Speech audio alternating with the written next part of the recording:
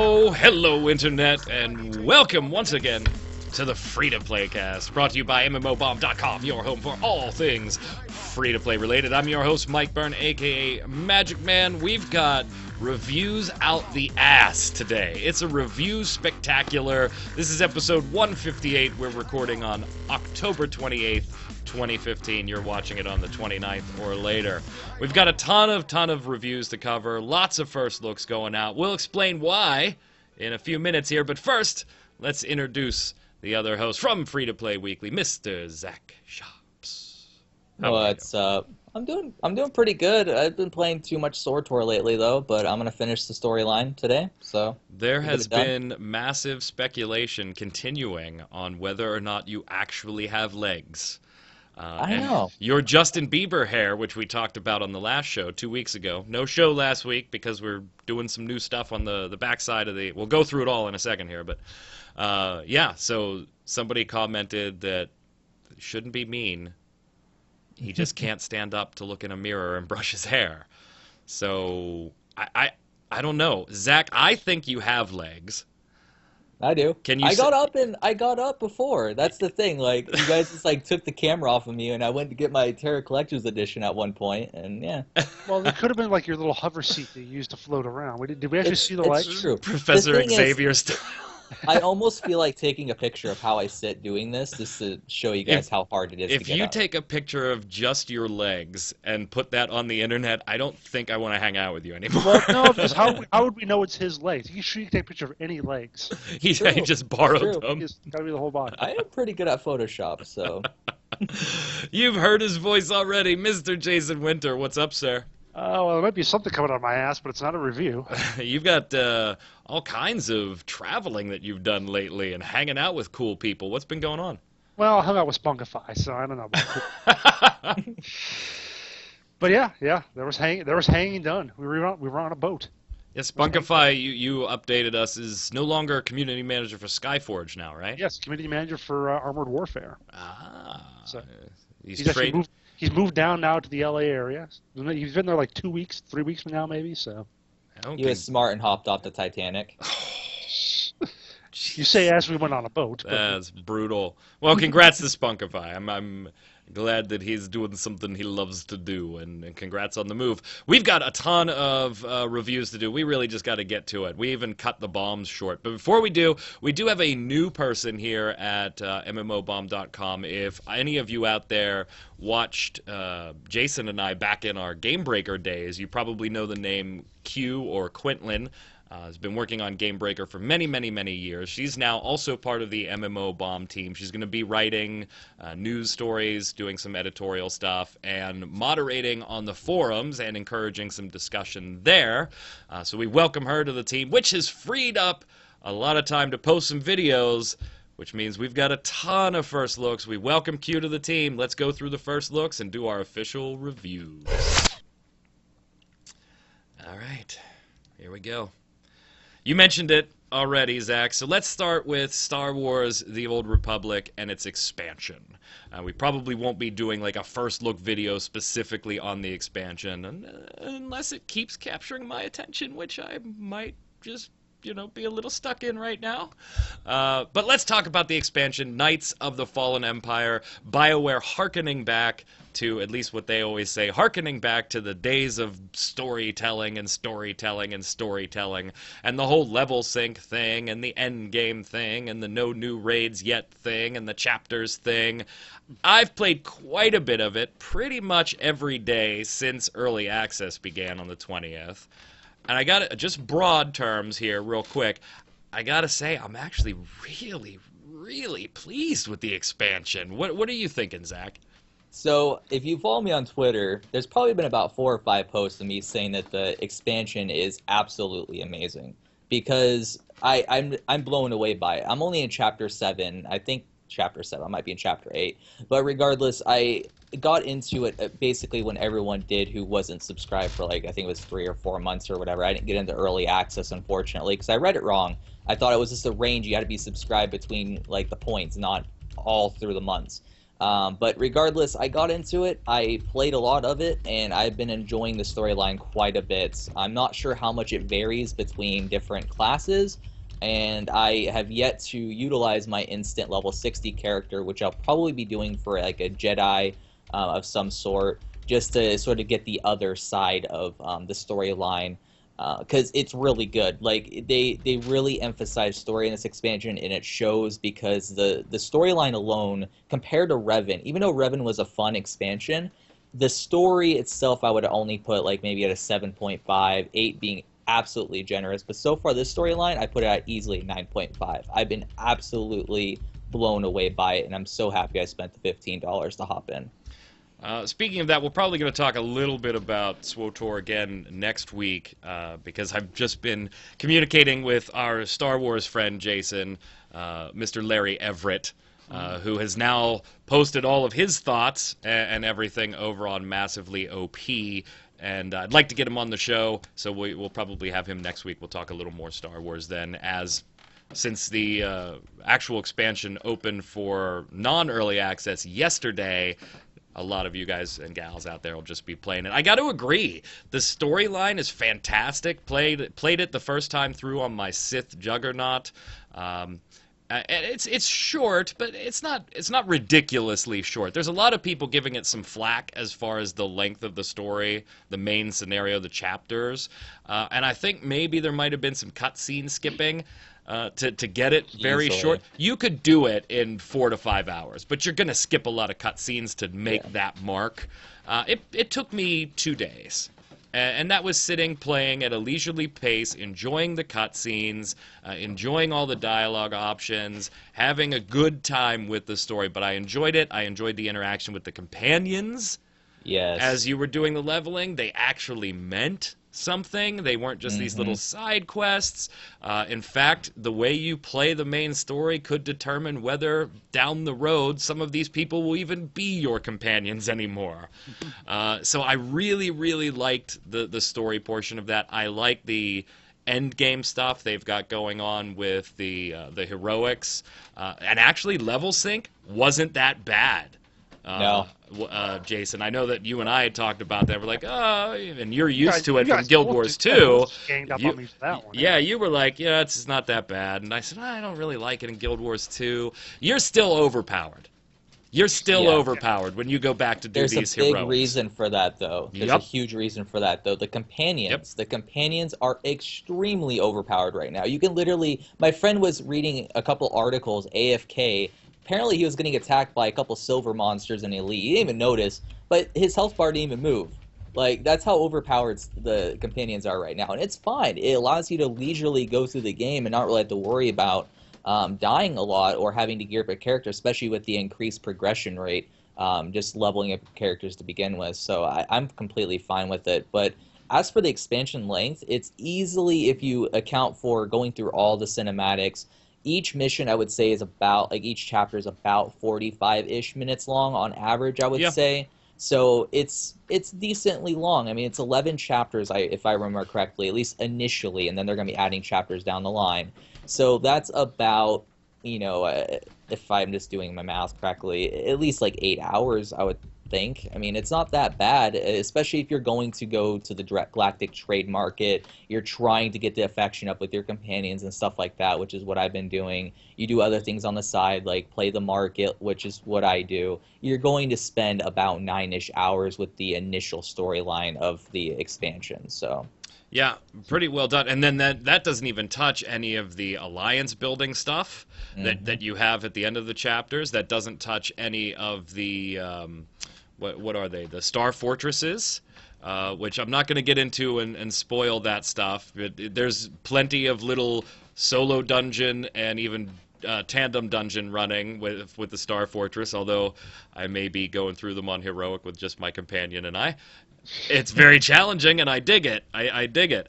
What's weird is we've talked, Jason, about this before, and the soloification of Star Wars The Old Republic. We've brought it up on previous shows with other updates and things. I'm here to report that although this entire expansion is pretty much geared towards solo-ish content, I'm grouping up now more than I ever have in Star Wars: The Old Republic. It's just very weird how it's working, and you want to group up and do these things. And I gotta say, I agree with something Larry Everett said on a different on one of his articles, or maybe it was the Massively OP podcast, where he said if Star Wars would have launched like this way back on the first day, it would be in a much, much different and better place throughout its launch year and the second year after that.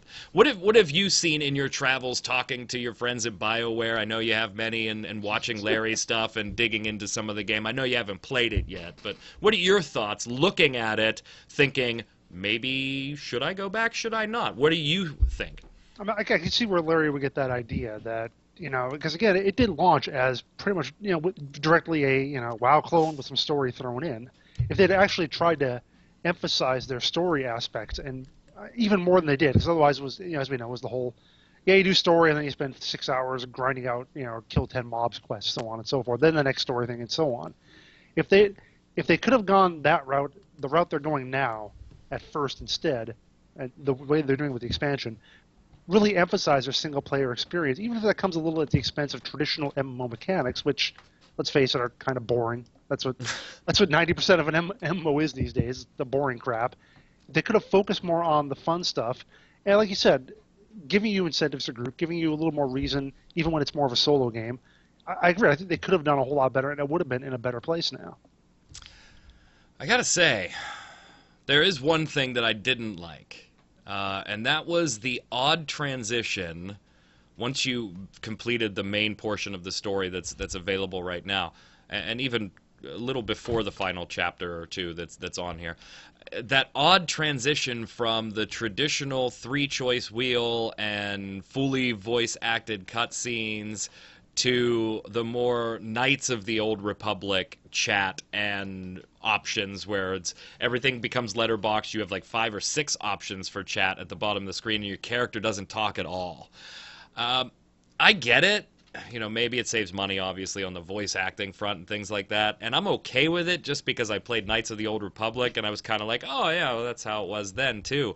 But it's kind of jarring. I mean, you just spent like 10 hours in everything being beautifully rendered, fully voiced, and then you're slammed into these cutscenes where your character doesn't talk at all. So I can see a bit of an issue with that, and that's kind of the debated item right now. Zach, did it bother you at all reverting back to that older chat style of Knights of the Old Republic?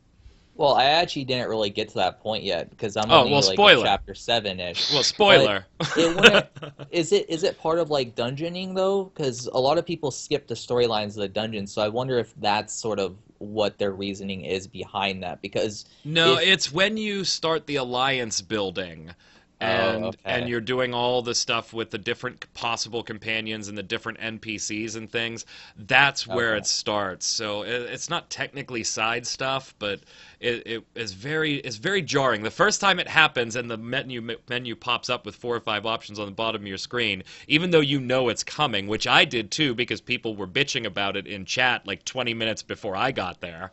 Mm-hmm. Even though you know it's coming, it's kind of, okay. Fine. All right, that's the way this is going to be. I wish they would have just kept the same thing going all the way through, but whatever. I understand them trying to save a little bit of money.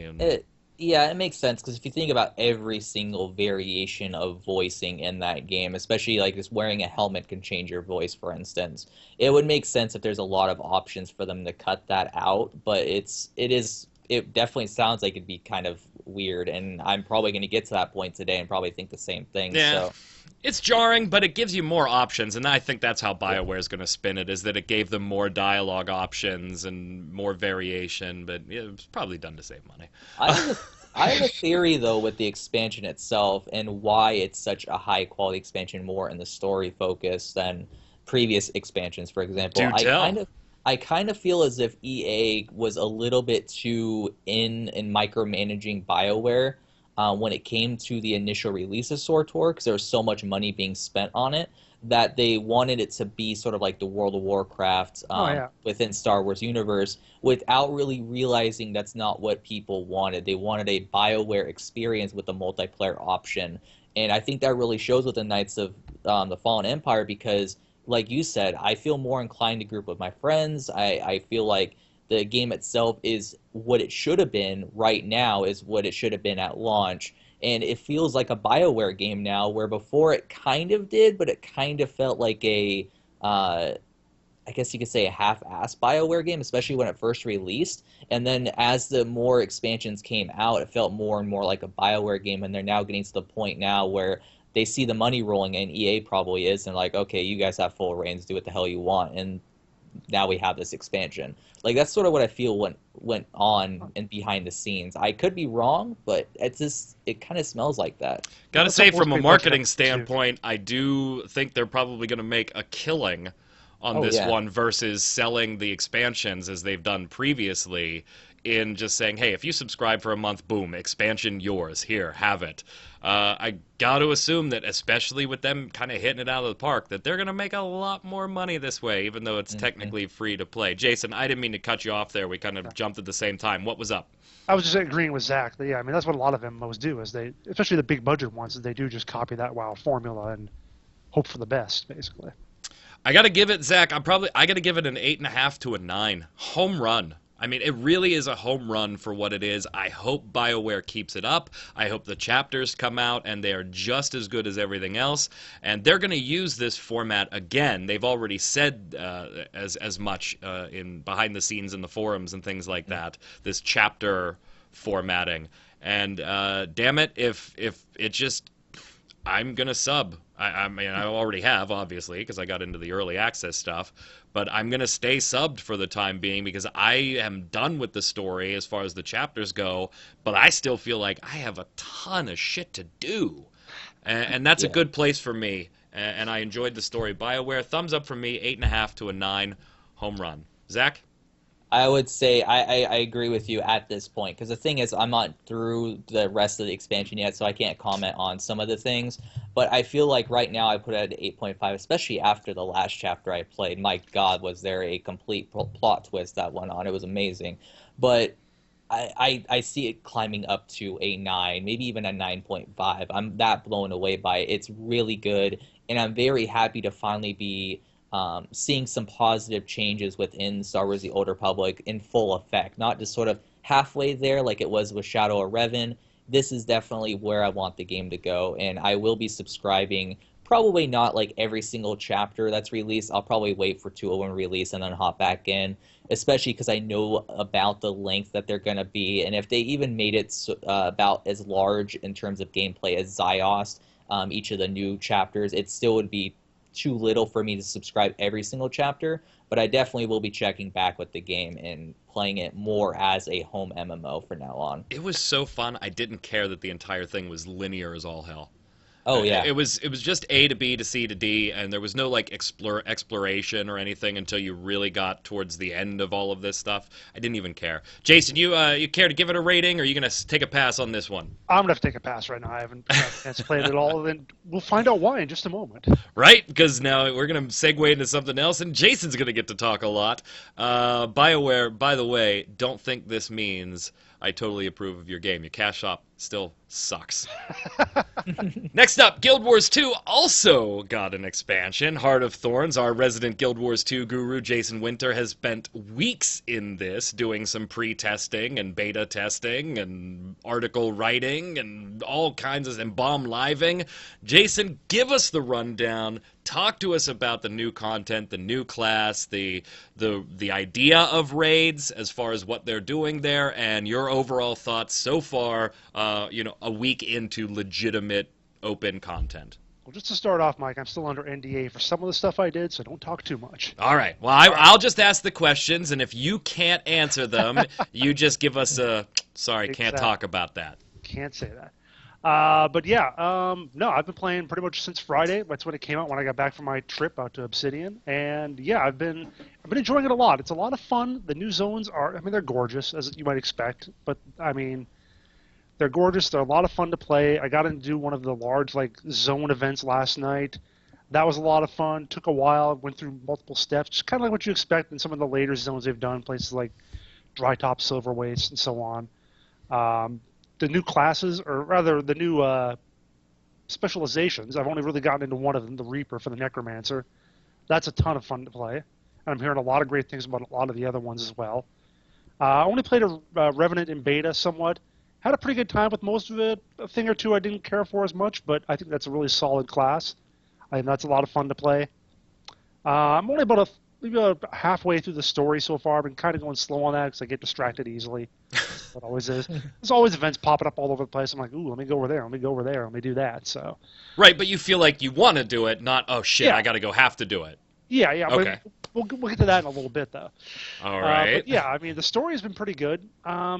I understand that it gets better later on. Yeah, I'm still kind of in my sort of iffy feeling about story and MMOs. I'm sort of like, why bother when there's so much other stuff to do? So I'm kind of, it's not like blowing me completely away, but I'm hearing a lot of great things about that, and something I got to try out in one of my beta-ish things also was really cool. I'm looking forward to doing that on live.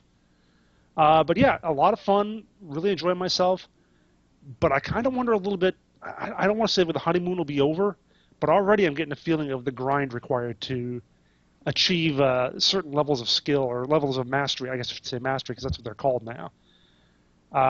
Masteries are the new progression system they have, and they require a lot of XP to unlock. Like, they take a long time to get through some of the later stuff, especially. You can get basic stuff pretty quickly, but it's going to take a long time to get through some of the other stuff, which I understand why they put it there. They want you to have something to do for a long time, to keep you in the game, to keep you going at it for a while.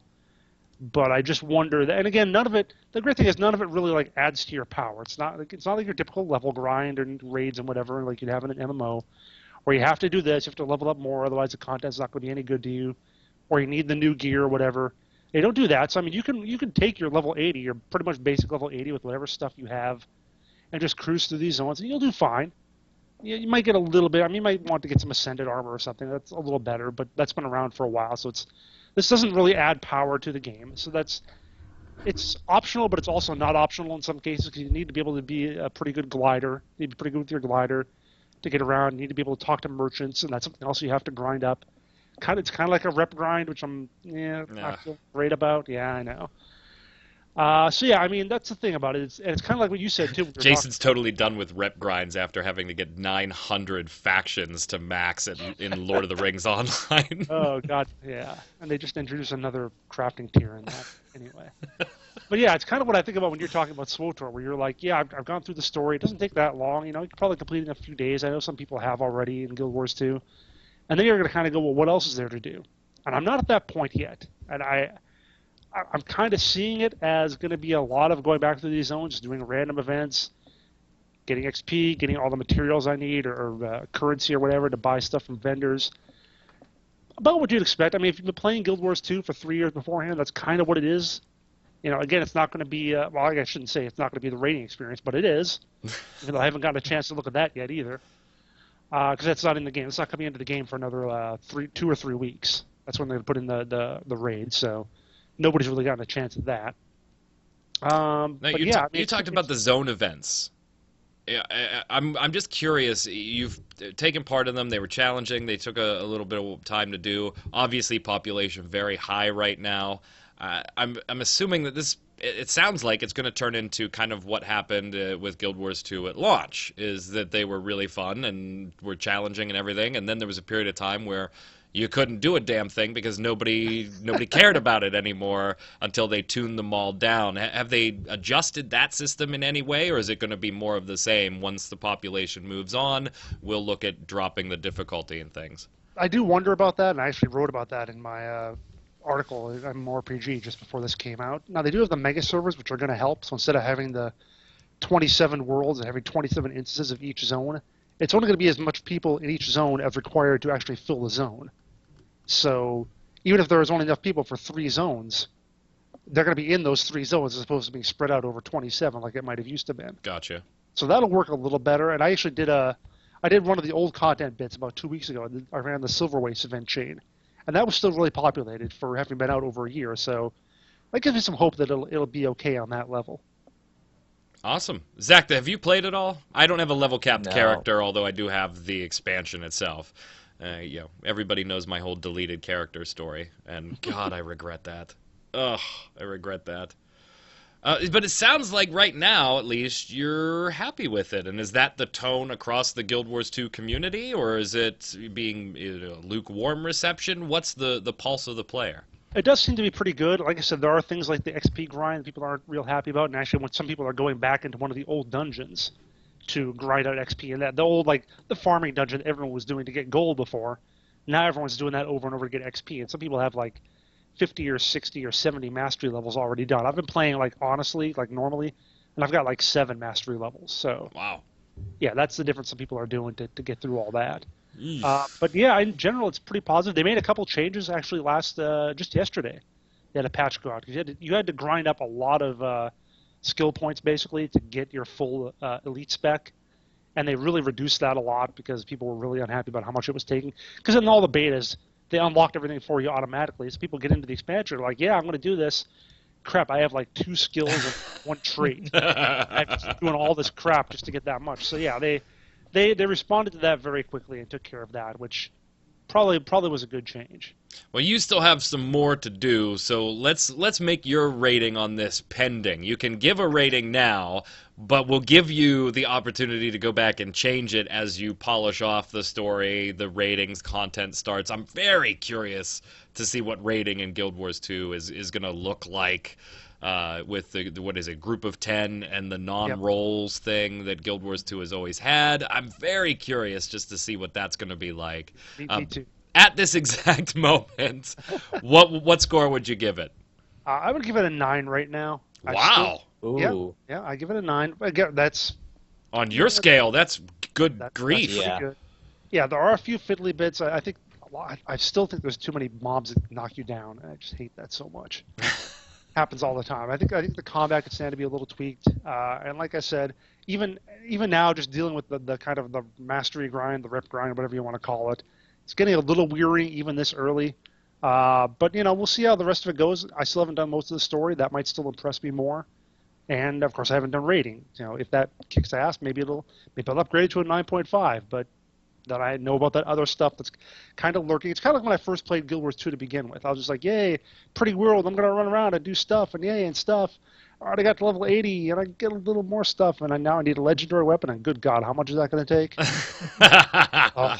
So I'm kind of worried that's where I'll be here in like a month or two. I'll be like, all right, I've done all the fun and easy stuff. Oh, boy, it's going to take a while. Well, we got 2 reviews so far that have performed rather well. This is like the pinnacle of the MMO season for 2015. Like everything frickin' dropped within a 30-day window here.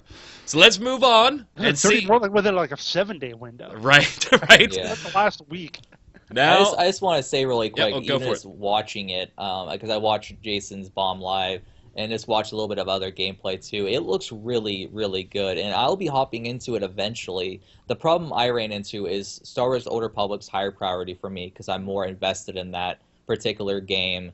Plus, Halo came out, so I've been playing that, and a couple other different things to have sort of got my way to basically check out that expansion. So it's mainly just a time thing. I'm really wanting to get into it though, and from basically Jason's glowing review, I'll definitely be buying it. So I'm just the opposite too. It's like my priority's all in Guild Wars 2. I'm between that and my trip last week. I haven't had time for SWTOR, otherwise I'd be in that. Yeah. So. Same thing. Great, we got it all covered. yeah, it's a good problem to have. Too many games to Yeah. play that you want to play. It's all right. Let's move on, and we're gonna talk now. Devilian Online.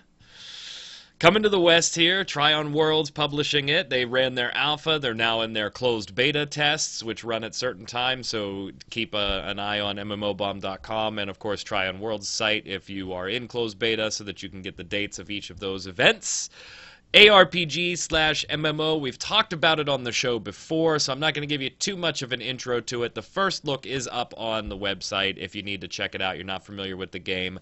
Basically, take Diablo 3 and an MMO, smush them together. You've got the basic idea of what Devilian is trying to accomplish, or has accomplished in the East and is just now finally coming to the West. I'm really split on Devilian, guys. I really am. I have fun when I'm playing it. I can't play it for long, though. And it's not one that I feel like I have to jump into.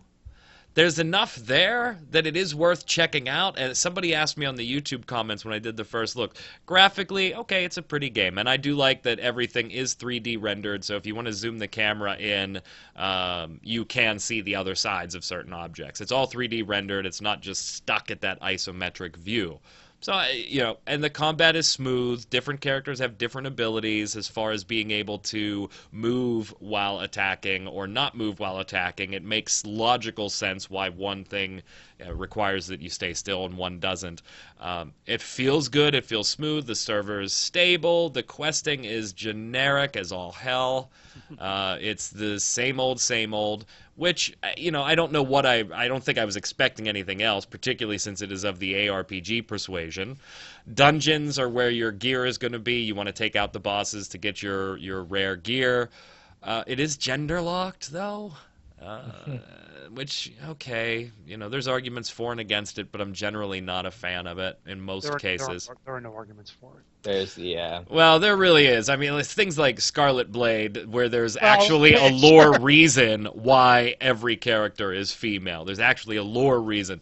Okay, I get that, but yeah. Did you really just use Scarlet Blade to defend something? I did. Oh. Rather successfully, I might add. The game that only did that for very obvious reasons. Lore, No, Zach. no, It's lore. A robust story. Oh, here we go. Exactly. Here we go. This is going to be like Zach talking about Black Desert Online's character creation tool, which is the grab and tug or whatever it was. Oh, God. All in all, I don't know. You guys have watched the first look. You haven't gotten your hands on it yet. I like ARPGs. I like MMOs. I like when they mix, a la Path of Exile, things like that. Somebody asked me on YouTube, would you buy a Founders Pack? And full disclosure, I was given one by Try On Worlds. So thank you to them for allowing us to gain access to the game, to publicize it a little bit and do our videos. I wouldn't have bought it. I wouldn't have paid cash for the Founders Packs. And of course, there's always the odds and ends things in the cash shop that I'm like, oh, that really doesn't need to be there. That really shouldn't be there. I'm torn because the game is fun, but I don't think there's enough there to keep me playing it. I'm going to give it a 6.5, a 7. Just put it right in the average. If I have an hour to kill and there's nothing else on my mind, I'll go and play this. But it's not something I'm going to keep jumping into. What did you guys think checking out the first look, Zach? Well, when I was looking at the first look and this other gameplay with Devilian, I was thinking to myself, it's going to be a game that I'll eventually go around and probably play. Maybe it's a cap. But it's one of those things where it didn't really look overly appealing. And that's one of the things that I've been looking for lately when it comes to MMOs, is something that does sort of hook me in because of the amount of games, especially that are coming out right now, and also introing into 2016. There's just so much to do. And when a game like Devilian, that ultimately failed for the most part in the East from what we've seen, comes over to the West and sort of does the same types of things and doesn't really try and innovate much, and it still plays off of an ARPG perspective, which is great, but it doesn't, from what I looked at, didn't really seem like it did anything really that innovative and that interesting. It was just very cookie cutter, but with a different perspective. And that'll be fun. I'll be playing it with some friends probably when I hop into it, maybe in a couple months or whatever, or probably whenever it releases, probably a couple months after that. But it's something that's not really on my plate at the moment because it's not really something that I really am that hyped to hop into. Because from what I looked at it, I think a 6.57 is exactly where it should sit at. and I think a lot of people will enjoy it because it is a 6.5 to a 7. It's a tolerable experience. It's just not anything. I'm sorry. I can see that on the reviews. Right. And the That's what flashed right before my eyes, Jason. So when we do reviews or on stuff on this podcast, or we write something, occasionally we get asked by these companies, "Hey, can we use this quote, for some of our marketing materials?" And I just immediately saw, as soon as he said that, right in front of my eyes, it's a tolerable experience -mmopop.com.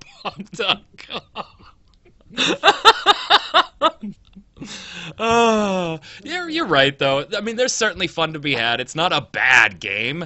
I'm going to be watching Try-On Worlds in the cash shop very closely, because of what they did with control over that. Just because of what they did with Arcade, and there's still going to be changes. There's currently a stamina system in the game which limits the amount of dungeons you can run. Now, they are going to be modifying or removing that. They're actually working with the developers, telling them, hey, this isn't a system that is generally liked in the West. We've got to do some development with it. But we won't see what those fixes are until very late in the beta phase. So I am happy that they're looking at that. Yeah. But yeah, I think a 6 to a 7 is right where it should be. Jason, your thoughts?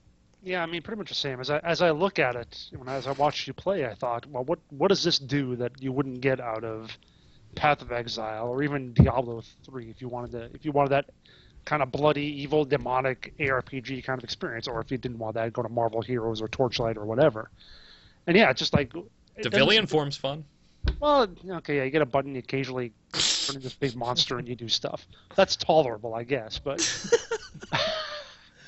but I mean, yeah, it just, and I'm not that big into ARPGs, but even so, I look at this and I think, is this the one that I would want to get into? And it just doesn't seem like it to me. Yeah.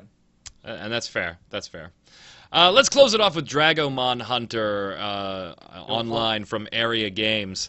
We did the first look for that one as well. This is the kind of chibi/anime-inspired gotta catch 'em all so that you can mount them. That didn't sound right. Monsters game. I probably played this for a good 4 or 5 hours while doing the first look, and usually I don't stick with something in a one-block increment that long for a first look. I'll touch it over a day or two and chop some stuff together. But this one I stayed with initially, and I know you've played this, Zach, as well. Initially, it kind of pulled me in really quickly. It was charming in the art style. The combat was fun. I did enjoy the combat, actually, as far as, yeah, you can tab target, but if you pop an ability facing away from a monster, tough nuggets, you missed. It wasn't any of that lock-on stuff as far as normal tab targeting goes, and you can actually change that option to make it even more Terra-style action combat, if you prefer, where your mouse is your camera locked on, and you really gotta aim. So there's a lot going on there. Of course, the desire to catch all the monsters is there as well if you're a collector and building your ranch and breeding them. Before I get too deep into my thoughts, I know you played the game, Zach. Yeah. Did it suck you in immediately at first, and you were kind of like, oh, this is kind of neat, and then you want to play it a little more to see what's going on? Because that was kind of what happened to me right off the bat. I played it more so to see whether or not I wanted to play it at launch, and so I only spent a couple hours in it. I was also watching Overwatch on the side because I was when Elheim and Haley were doing their Overwatch streams, and so I was partly distracted, but I also had a lot of technical issues with the game too because I game at a higher resolution of 1440p, and some games just don't have that available in a polished state, and so I had to scale myself down and change my resolution to 1080p, and add a couple other technical issues along the way too. So hopefully those get ironed out. But from what I experienced, the game is exactly what I thought it would be. It's a fun experience. It's charming. The combat is fun enough. It's not like it's amazing. It's definitely fun enough. And I look at it more as something that I will play when I don't have a lot of other things to play, but I'll happily defend myself playing that game versus Echo of Soul, where I said that was pretty much a trash game, but I'm playing it for whatever reason because I have nothing better to do. So at least Dragomon, I see it as more of like a 7.5-ish game, where Echo of Soul is like a 4. You know, You're seeing another review go I by. am. Bunch of trash games. I'll play it if I have nothing better to do. MMOMob.com. oh god. I'll play it if my option is play it or die. I kind of enjoyed it. It felt guilty pleasure-ish.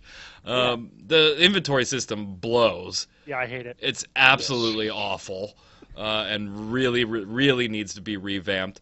There's also, of course, it's in open beta now. So if you're watching this, it went into open beta today, the day we're recording this. Technically open beta, but you could access it for the last few days anyway.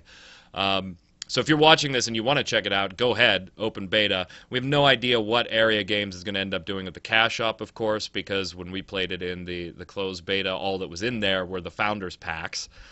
You do have the loyalty shop and a couple other shop options, but you farm those currencies in-game. The cash items were just the Founders Pack still.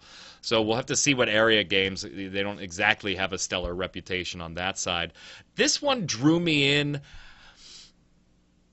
Well, if I put Devilian at a 6.5, and I'm honestly looking at if I wanted to just boot up a game, and these were the only 2 games I had on my desktop, I'd probably boot up Dragomon Hunter first and play that. So I'm going to have to put that. It doesn't, not by much, but I'm going to have to put it at a 6.5, 7. I do think they need to do some work in the ranch.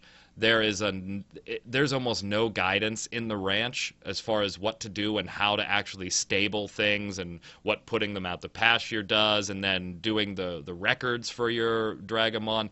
I think they could benefit from more tutorials there, because I think that's the one thing this game is going to have that a lot of people are going to be after. Jason, you already chimed in with your inventory thoughts. What else? I don't know.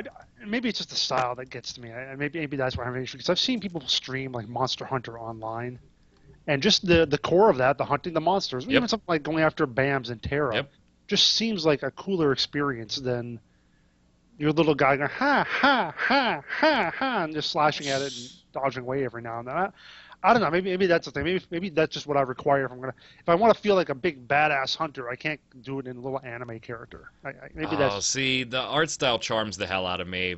Maybe that's just because I'm not normally against it, but I don't know, something about this. I love the Dragon Quest / Dragon Warrior type art style, and they do a lot of that over the years too. I'm okay with it. It charms me.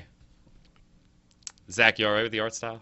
It's something that I think eventually will make me cringe too hard to where I have to stop. Mainly because the characters, not necessarily like the environment stuff. I like the environments, but the characters themselves, I don't know. I think they're too cutesy. I think that they could have been a little bit more, I guess you could say, seriously done. I don't know. You can like pick a mean face. You can.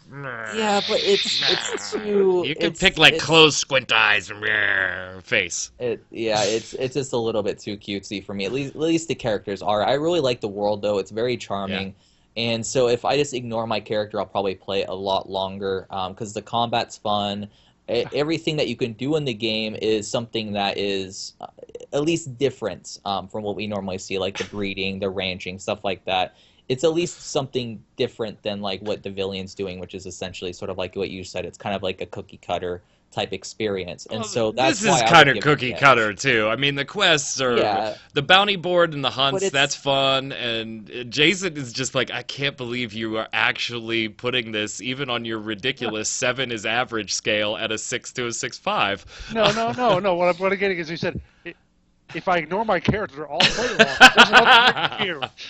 But that's just an art style thing. I mean, even you mentioned it, and that's one of the things that I have a huge issue with. But I don't want to be biased in that sense because there are people out there that really love that art style. I'm saying you're wrong. So, great review.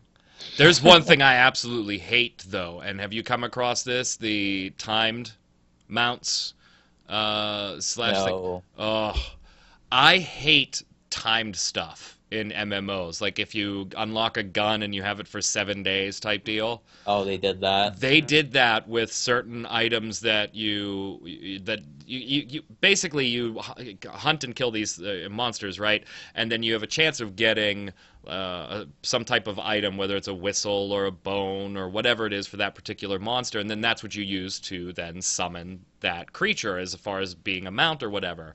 But they come in varieties of permanent and not permanent, and I think that's just awful for this type of game. If the point is for me to collect these things, I'm even okay with you knocking the rates down a little bit and just making them always permanent, because that's the point. Don't, oh, I finally got, oh shit, 7 days. You know? Now you feel obligated to log on and play as much as you can for the next 7 days so you can get Yeah. It's charming. I'll play it occasionally. Yeah, I'm gonna stick with 6.5 to 7 and put Devilian at 6 to 6.5. And you kind of agree, Zach? Jason I agree, thinks we're absurd. I mean, I would say Devilian looks like it's about a 6.5. I would say Dragomon looks like a 7 to a 7.5. So Area, don't screw up the cash shop. Let's go over to the weekly bombs. You, Mr. Winter, since you didn't have much on Dragomon, why don't you go first?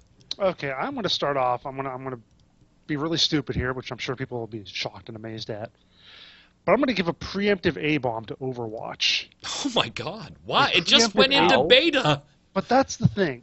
We've been shown so much. It's like cool 24 hours, stuff. Jason. Listen to me. Listen to me. No, it looks great. I think it looks great. I want to play it. I love to play it. I've seen all the videos, not all of them, but a lot of them. I watched some people stream yesterday, and they just still keep not telling us what the monetization is. And I it just agree. worries me. Like they're trying to pump us up so much. Isn't this cool? Isn't this awesome? Isn't this amazing? Yeah, and we're all like, yeah, it's great, it's great. Okay, here's the monetization. Oh God, that sucks. But I love it so much. It looks so amazing, Blizzard. You've convinced me already. That's what I'm worried about. I'm paranoid as hell.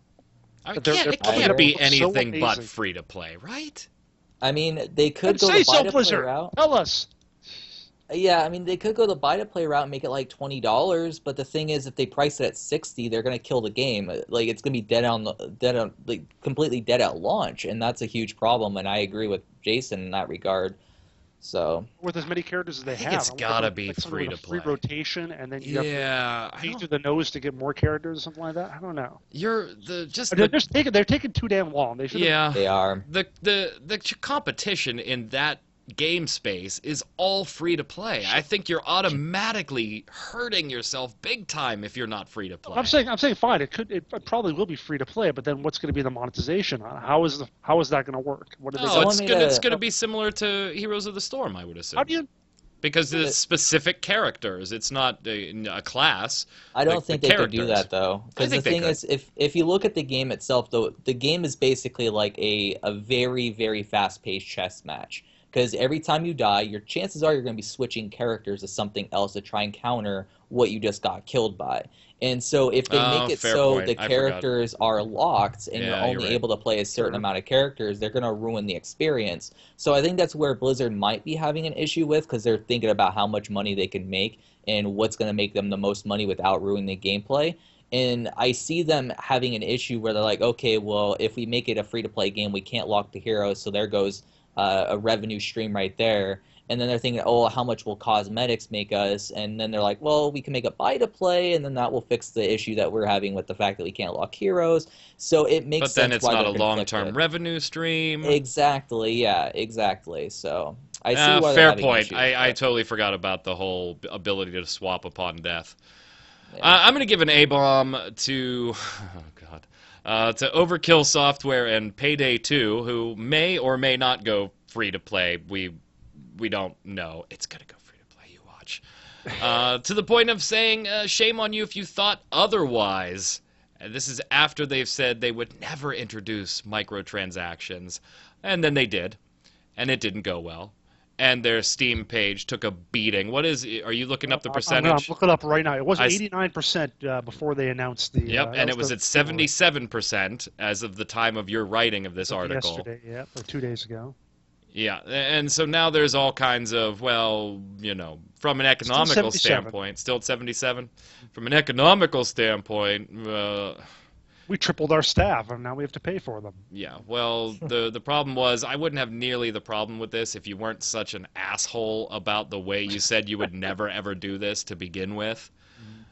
So A-bomb to Payday 2. Oh, and don't forget that the and lock Overkill. boxes, stuff you get in the lock boxes will add to your stats. Right. Yeah. Overkill software, totally screwing it up. Go ahead, Zach. I'm going to give a dub bomb to a game that we talked about at the beginning of the podcast, Star Wars: The Old Republic, because of the fact that BioWare did a fantastic job, and I think they deserve it. Man, he's all over it, and they definitely do. Good job. Viewer bombs, I only got a couple because we got a ton of feedback on the Black Desert Online thing. So Disturbed Rocks 08 says, dub bomb to Final Fantasy XIV for setting the 3.1 patch release date the day after my 21st birthday. Will make for an interesting first run through a Void Arc. I could just imagine being blackout drunk playing on your 21st birthday, playing Void Arc. Have fun, Disturbed Rocks 08. You deserve it. Be safe. Go ahead, Zach. Lynn Saint says, all right, you are on Winters. Looking forward to reading the article about how making your character progression pointless is a good thing in a genre that's defined by it. Though you are right about achievements gotten by grinding, they are disgusting. Care to respond, Mr. Winter? I'll get to it eventually. I've had a busy week. Go ahead with the next Although one. I'll say it doesn't make it pointless, it just makes it a different way. That's all I'm saying for now. Go ahead, sir. All right. Frelm says, the bomb to Obsidian Entertainment for the smooth-going Armored Warfare. Game is running solid. So far, the cash shop has not changed, and it's running loops around the competition. That's because they're very fast. We'll get into that. I'm also surprised to see the game run well, albeit looking like garbage, but hey, can't have it all on that Intel integrated graphics. A-bomb to my VGA for dying on me, forcing me to use onboard graphics for about a week now. And Zach Sharps for MMO Bomb Go-Go Dance for 2016, if he can find his legs. Just saying. Congratulations, Zach. Yeah, and if you haven't checked it out, Jason has started his series of articles relating to both Obsidian and Armored Warfare. Part 1 is up now. Part 2 will be up as you're watching this, as this episode goes live. Lots of stuff that he got from a visit there, so make sure to check out those articles. Bratwurst, A-bomb to Zach's hair. You look uncivilized. It's funny he took that long. My hair has been fucked up in some of the episodes. I'll just say that. It's been terrible in some episodes, and so I'm surprised it took that long. Just saying. Go ahead, Zach. Sky Shadow says, "Hey, I have a question for you. What is that thing which drags you in a game, even if you know it's not that good? For me, if a game has dragons, I have to play it. I just can't help it. That's my weakness." What's yours, Zach? I would have to say sci-fi. I like sci-fi, like Star Wars. That's why I've been in that game constantly, because I really like the lore behind it. So, Mr. Winter? I'm trying to think if I have one. Mine's Minions. Mine's quality. I'm a Oh, you snob. I'm a Minions guy, man. If you give me the ability to collect little minions that do absolutely nothing, I will jump in your game and try to collect them. I will admit, I can be turned on by very pretty graphics. That can get me in. Boy, that's an not odd crappy way to to say that. Go ahead with the next one, Jason. This next one comes from Abschussrampe. I want to assume that's German. I'm terrible. I'm sorry to all the German people. I don't know about you guys, but Jason Winter is obviously the handsome one. Although I wouldn't mind giving Magic Man 1 a go. I hope that's a female. That's what I was thinking. Okay. All right. Well, that made the room a You're little married. awkward. I have a girlfriend, so that kind of... Well, that's why it says a go, not a relationship. I'm sure your wife would be totally fine with that. Yeah, Quick roll for that. don't you worry about her. Question of the week last week. Why do you think 2 weeks ago, what do you think of Black Desert Online changing to buy to play in the West when it's released? UN starts us off, and there were tons of reactions to this. Yeah. Don't forget your weekly bombs next week. Everybody chimed in on this, and all of you have forgot your bombs. Put them in the comments. UN says, I have mixed reactions about the buy-to-play Black Desert announcement. At first, when I heard about it, I was thinking, this might be a good thing. So far, no buy-to-play games have really failed as of yet. But then I start reading other YouTube channels, and their opinions on this change are totally negative. Then their fans agree with the YouTubers. So I have no... so I have no idea what to think at the moment. Is I think what Ewan was trying to say. I have no idea what to think at the moment. Go ahead, Zach. Disturbed Rock 08 says, honestly, I don't care about Black Desert going free to play in the West. It looked nice, but from what I'm hearing, the gameplay is just a bit too easy and mindless for me to really enjoy it. The open world PvP sounds fun, but there are games like Tree of Savior and Blade and Soul coming out soon that already have my attention. Not to mention there's Final Fantasy XIV and WildStar, which are both already fighting for my attention. Fair point. Yeah, fair point. And Blade and Soul starts its closed beta as you're watching this, actually. It goes live on the 29th.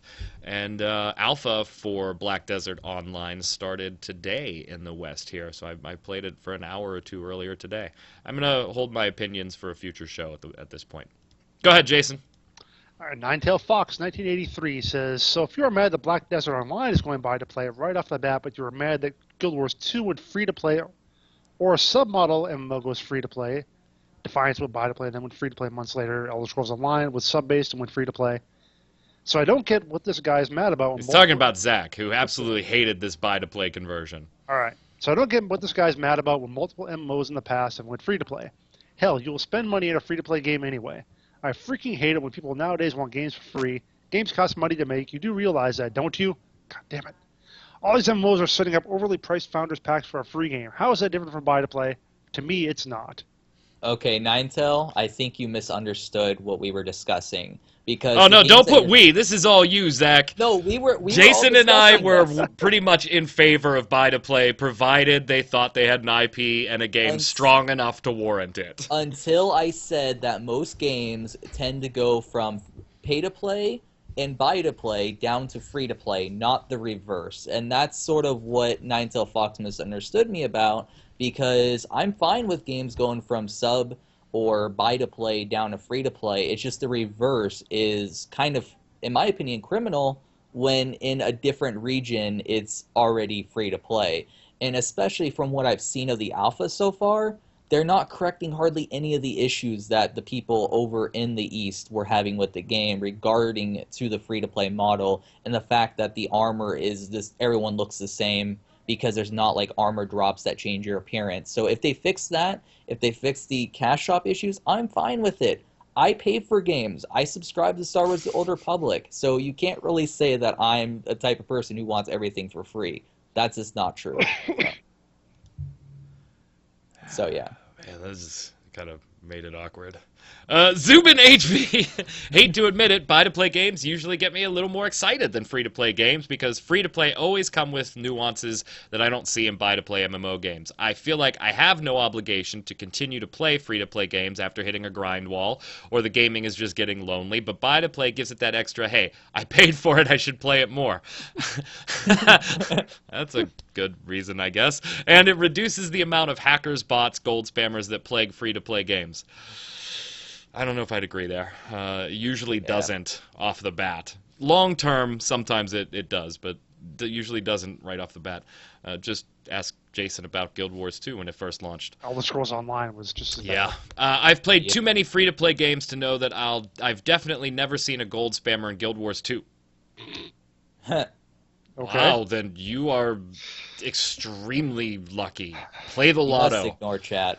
In the few lengthy sessions of playing, either I'm lucky or some times have changed since this summer. You were lucky. Very lucky. Well, this summer, yeah. Yeah. I agree with Zach that this does feel scummy, but the West is stupid.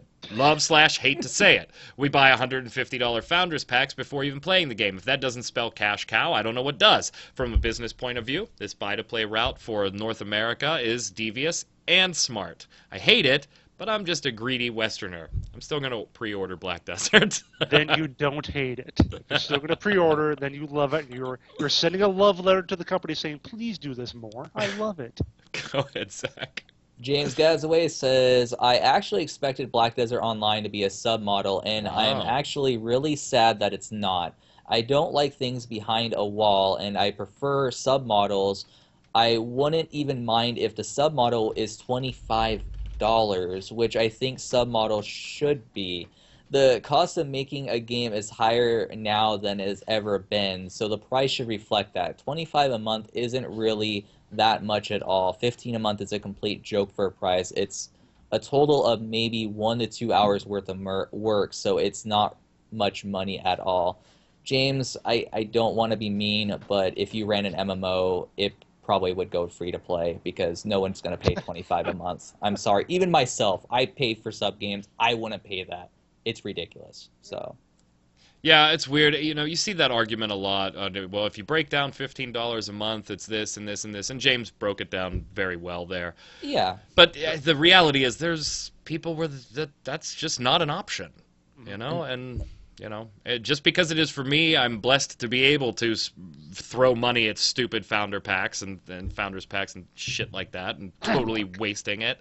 Not everybody is, and I think it's important to remember that. Yeah, and the generation with so many subscription-based models within other like avenues, like for TV and stuff like that. There's a lot of like things that just stack up on top of each other, and adding $25 on top of that would be just, I think it would break a lot of people's budget. So, Go ahead, Mr. Winter. All right, from Zainka says, I have to agree with Zach on this one, primarily due to the expectation having already been set for a while now that the game would be free to play when it comes over to the West, similar to the other versions. It's almost a slap in the face to the Western audience that I think will somewhat cripple the momentum that expectation has built. And he's from Las Vegas, USA. All right, Sin City not checking Romania. in. Sin City checking in. And I have to agree. I mean, that was the one beef I had with the whole thing. I don't have a problem with you going buy to play. I'm probably going to buy it anyway. Yep, But me too. I just didn't like the feeling of, well, we're going to do this differently. Bratwurst says, Black Desert Online going buy-to-play is definitely a gutsy move. Like what Zach said, they're an unknown IP and are practically going to no man's land. But at the same time, the buy-to-play option is also good because the buy-to-play option is a very well-known thing here in North America. Practically all the games we buy here are buy-to-play, especially when playing on consoles. Personally, I could care less if it's free to play in Russia and Asia. I don't live there. The buy-to-play option tends to make a game last very long compared to free-to-play games. I mean, we've been witnessing so many game shutdowns during the summer. Look at the Secret World, for example. It may not have a large player base, like most games, but it has a consistent player base that allows it to stay alive for the, I think they meant foreseeable future. The same thing goes, well... then We're not sure about that future. I love the Secret World, and I am not disputing your point on the game itself. Its parent company is in a lot of trouble. The same thing, they just had to pay fines on those investigations finally from 3 years ago. Oh, wow. I'm sorry. I may not have a large player base like most games, but it has a consistent player base that allows it to stay alive for the foreseeable future. The same thing goes for Guild Wars 1 and 2. Both games are online, both games are still strong, and will remain that way for probably even longer. But to answer the question, I might pick it up so long as the price is reasonable, because asking $60 for it might scare people off. Zach, finish us up here. 8X Gaming says, I'd rather buy Black Desert free EUNA than play the free-to-play Korean server that is so pay-to-win. Currently playing on the Korean server. But that's what I've been saying, though, is if they keep that same system, I wouldn't really classify it in my definition of pay-to-win, although I do see a huge issue with XP pods and the fact that you gain health as you level up past the soft cap, especially if you put two even players against each other. Person who spent money on XP pods, chances are they're going to win because they have more health than you. But I see it as something that they need to change. If they don't change it, it's going to be quite a big issue. And a lot of people are not going to like the system that the Korean servers had, especially under a buy-to-play model. Yeah, and you brought that up last week. One of the things I do want to note here, a lot of commenters were kind of getting pissed at us for bashing Unreal 3. We weren't bashing Unreal 3. We weren't, and we no. weren't bashing that the game was made with Unreal 3. It's a beautiful game. We acknowledged that. It is very graphically impressive. And I explained on YouTube to a couple of people, our only point with the Unreal 3 thing was that it is already a version behind and therefore will date faster. Not that the game isn't gorgeous now. It's absolutely beautiful right now. It will just date faster. That's all. Question of the week this week. Is art style an important point you consider when deciding whether or not to actually give a game a shot? Some people look at something like Dragomon Hunter Online and won't play it at all, no matter what it offers. Are you one of them? Tell us why. If art style doesn't matter to you when deciding to play a game, tell us why in the comments below. Don't forget your weekly bombs. D-bomb for something great, A-bomb for something bad, or if you've got questions for the panel, we'll welcome Q to next week's show. Hoping to see if I can get Larry Everett on next week's show too. So could be a full panel. Take the opportunity to ask some questions there. Until next week, Zach, where can everybody find you, sir? I'm going to keep it simple, at Zach Sharps on Twitter. Keeping it simple. Mr. Winter. I'm also going to keep it simple, at Winter Informal on Twitter. Wow, no Etsy? Yeah, well, whatever. I'm Mike Byrne, a.k.a. MagicMan1. You can follow me on Twitter there at MagicMan1, or come on over to MMOBomb.com. Check out all the great content we've got over there. Until next week, gang, stay safe. We'll see you on the servers.